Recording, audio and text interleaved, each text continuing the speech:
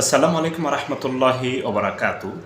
আমাদের ইতিহাস জানা দরকার এবং ইতিহাস জেনে সেখান থেকে জ্ঞান অর্জন করে ভবিষ্যৎ পরিকল্পনা দরকার এবং সে অনুযায়ী আমাদের সকলকে এক করা দরকার। সুপ্রিয় দর্শক, আমরা অনেকে দুইটাই ইতিহাস খুব সুন্দর করে জানি। বাগদাদ, কুফা, বসরা এগুলি ছিল ইসলামের মারকাজ। সেখানের মনীষীদের লিখিত কিতাবে আমরা পরে আলেম হয়েছি এবং আমরা অলরেডি পড়তেছি। কিন্তু দুঃখের বিষয় হলো সেখানের লেখক এবং তৎকালীন আলেম ওলামাগণ নিজেদের মধ্যে খুঁটাখুটি, নিজেদের মধ্যে দ্বিধাদ্বন্দ্ব এমন পর্যায়ে নিয়ে গিয়েছিলেন যে এক সাইডে বহস হচ্ছিল যে মেসওয়াক করা সুন্নত জানলাম, কিন্তু ডান পাশে না বাম পাশে এটা নিয়ে একতলাপ। সেটাও ঠিক হলো যে ডান কাছে, তাহলে উপরের মারি থেকে না নিচের মারি থেকে, এটি নিয়ে বহস চলছে তুমুল।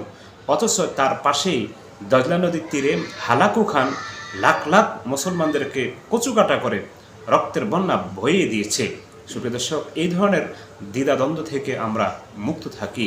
সুপ্রিয় দর্শক, আমাদের দেশেও কেন জানি আলেম ওলামা বাড়তেছে, মুফতি মুহাদ্দিস বাড়তেছে, ইসলামী চিন্তাবিদ বাড়তেছে, ওয়াইজ বাড়তেছে, বক্তা বাড়তেছে, কিন্তু সাথে সাথে বাড়তেছে দ্বিধাদ্বন্দ্ব, সাথে বাড়তেছে রেশারেশি, হিসাহিসি খুব চরম আকারে।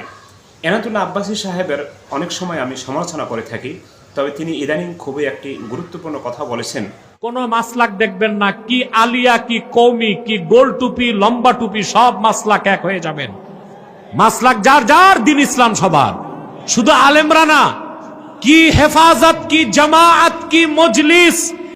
তার কথাটা খুবই স্বর্ণাক্ষরে লেখার মতো, কারণ আমাদের ঐক্য ছাড়া কোনো উপায় নেই, আমাদের এক হওয়া ছাড়া কোনো পথ নেই। যদি আমরা ঐক্য না থাকি, যদি এক না থাকি, তাহলে আমরা যতই মাসালা ঘাটাঘাটি করি, যতই মুফতি মুহাদ্দিস হই, যতই আমরা দেশবরেণ্য বিজ্ঞ আলিম হই, কিন্তু ইসলাম টিকানো সম্ভব হবে না এবং কশিনকালও এটা থাকবে না।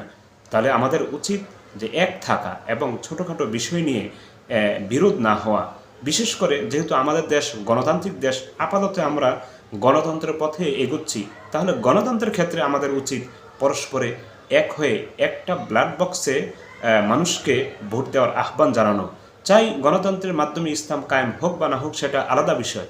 কমপক্ষে এর মাধ্যমে যদি আমাদের আলেম ওলামারা নেতৃত্ব পায়, কর্তৃত্ব পায়, তাহলে কিছুটা হলেও মানুষ শান্তি পাবে, দুর্নীতিমুক্ত হবে এবং ইসলামের সুঘ্রাণ পাবে।